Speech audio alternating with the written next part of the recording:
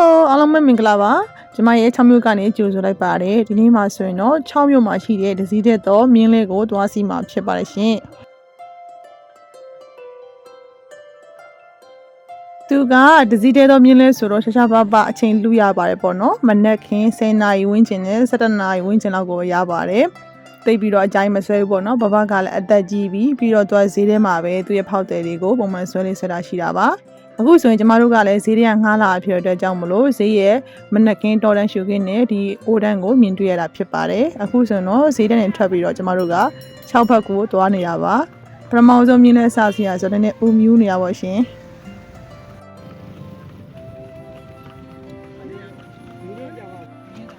မြင်းလေးပေါ်ရိုက်တာဖြစ်တဲ့ကြောင့်နည်းနည်းလေးမညီမညာလေးဖြစ်တယ်ပေါ့နော်တော့ balance လေးကမြင်းသွားတာဖြစ်တဲ့ကြောင့်ကွက်တက်နဲ့ဖြစ်တာဖြစ်ပါတယ်အကြောင်းမို့လို့နည်းနည်းမညီမညာလေးဖြစ်ရင်သိခံပြပါရှင်မြင်းလေးရိုက်တဲ့ရှုခင်းလေးဖြစ်တဲ့ကြောင့်ပါရှင်နော်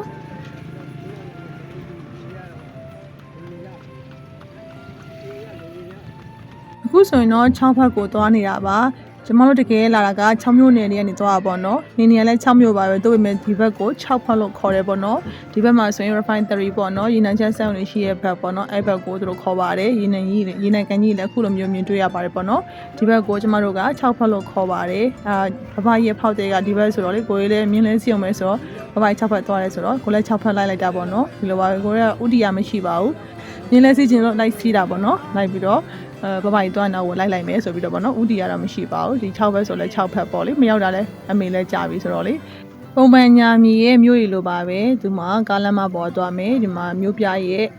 ပုံစံလေးပေါ့နော်အညာဘက်ဆိုလဲမြို့ပြရဲ့ပုံစံလေးနည်းနည်းရှိမယ်အဓိကကသူ့ရဲ့ဒီစောက်ပုံဆောင်လေးတွေအိမ်စောက်ပုံဆောင်လေးရှိမယ်ပြီးတော့အနေထားသွင်းပြီးအထားတူလေးပေါ့ချန်စီယိုလေးတွေအပင်လေးတွေဒါလေးရတော့မတူကွဲပြားစွာရှိပါတယ်ရန်ကုန်မြို့မှာနေတော့မတူပေါ့ရှင်အခြားမြို့အနေနဲ့တူချင်မှတူပါလိမ့်မယ်ဒါကအညာမြေရဲ့ထားသောပုံစံလေးပေါ့တို့ပေမဲ့မြို့ပြပုံစံမျိုးလေးတော့ရှိပါတယ်ဈေးလေးရှိမယ်ဒါဆိုရင်ဒါမနက်ဈေးလို့ပြောရပေါ့နော်ဒီဘက်ကလည်းသွားမယ်ဆိုရင်ကျမတို့ဆောနာကဘဘကြီးလို့သွားမယ်ရက်ွက်ကိုရောက်မှာပေါ့နော်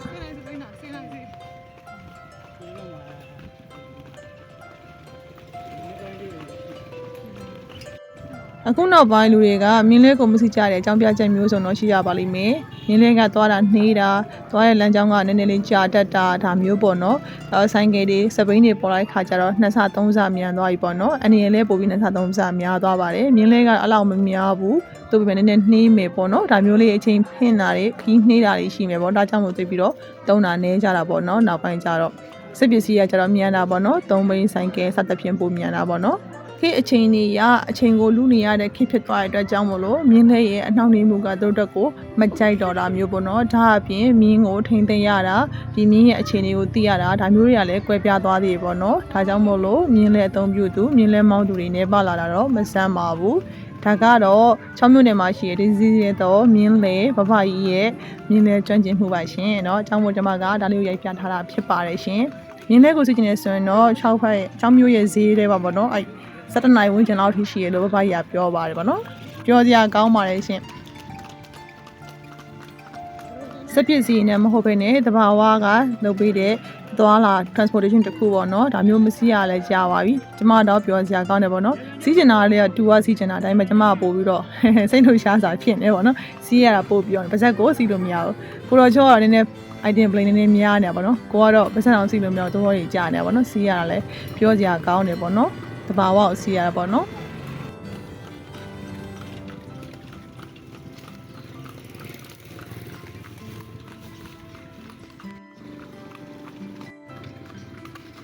ကိုတီသားကိုရုံဝင်းဘက်မှာလည်းဒီလိုမျိုးမြင်းလင်းလေးရှိမယ်ဆိုတော့စီးစီးခြင်းတယ်ပေါ့နော်ဒီမြင်းလဲကိုစီးရတဲ့ feeling ကအခြားဆက်ပစ္စည်းကိုစီးရတဲ့ feeling နဲ့တော့မတူဘူးပေါ့နော်ကျမတို့ဒီ6ဘက်မှာဆိုလည်းဒါတစ်စီးတည်းပဲရှိတာတကယ်လို့ကြီးကျူသူတွေကဗကန်တွေပါသွားမယ်ဆိုရင်လည်းဗကန်ဘက်မှာလည်းမြင်းလဲစီးလို့ရတယ်ပေါ့နော်ပြောစရာကောင်းပါတယ်ရှင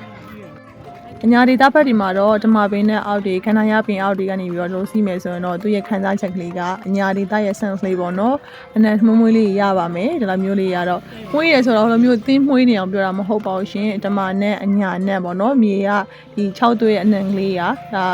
အညာမြေမှာရရှိတဲ့အနံလေးပေါ့နော်ညာမီကိုရောက်ဖို့တယ်ခဏခဏလောက်ပြီးရဆိုရင်ညာမီဘက်ကရရှိတဲ့မြေနှံလေးကတမှုထူးခြားတယ်ဆိုတာကိုခံစားမိပါ ညာမီမဟုတ်ပါဘူးရှမ်းပြည်ဘက်သွားမယ်အခြားဘက်တို့သွားမယ်ဆိုရင်လည်းအဲ့ဒီမှာရရှိတဲ့မြေနန်းတဘာဝနံလေးရှိရပေါ့နော်ဒါလေးတွေတော့ခန်းစားကြည့်ရှုဖို့မမေ့နဲ့ပေါ့နော်ကျမတို့ဖယ်သွားပေါ့ဒီရတာလေးတွေပတ်ဝန်းကျင်ရှုခင်းဒီဆောက်ပုံလေးတွေအပင်လေးတွေစိုက်ပုံစိုက်နေတွေဘလို့အပင်လေးပေါ်များတယ်လေဒါအပြင်အိမ်ဆောက်ပုံဆောက်လုံးလေးတွေအမျိုးလေးတွေကွဲပြားတယ်ပေါ့နော်ဒါလေးကိုလေ့လာခဲ့ဖို့မမေ့နဲ့လို့ကျမကအကြံပြုရသေးရှင်ဆရာကြီးလောက်တာမဟုတ်ပါဘူးနော်ဒါလေးတွေကကျမတို့မတူကွဲပြားတဲ့နေရာဒေသမှာရှိတဲ့လေ့လာစရာလေးတွေကိုဖော်ပြပေးတာဖြစ်ပါတယ်ရှင်။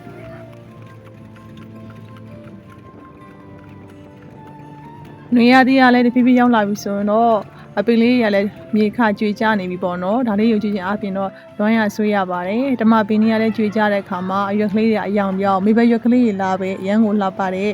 ညာမီရဲ့မိဘဓမ္မပင်လေးတွေကလည်းကျွေကြမြေခနေတော့လွမ်းစရာဆွေးစရာပါပဲရှင်။ကြပြားလေးရွတ်မယ်ဆိုလည်းရွတ်စရာပေါ့နော်။ကြကြကြပြားရွတ်ပြလိုက်လို့လွမ်းသွားဆွေးသွားမှမို့လို့မရွတ်ပြတော့ပါဘူး။ခုလိုမျိုးနှွေရောက်လာပြီဆိုရင်စက္ကူပန်းပင်လေးအလှကလည်းချမ်းသာခဲ့လို့မရဘူးပေါ့နော်နေရာတကာပဲသွားစက္ကူပန်းပင်လေးကဝင့်ဆော်စွာဖွင့်လာတာကိုလည်းနေရာနှစ်မှာတွေ့မြင်ရမှာဖြစ်ပါတယ်ကဲဒါဆိုရင်တော့စက္ကူပန်းလေးအလှကိုခန်းစားကြည့်ရင်းနဲ့ကျမတို့ရဲ့6မြို့မှာနင်းလင်းစီရတဲ့ဒီ blog လေးကိုကျမကတင်ဆက်လိုက်ပါတယ်ရှင်နောက်ထပ် blog လေးများကိုလည်းကျမကိုဗိုလ်တွင်းလေးများမှာတွေ့ဆုံပါမယ်ရှင်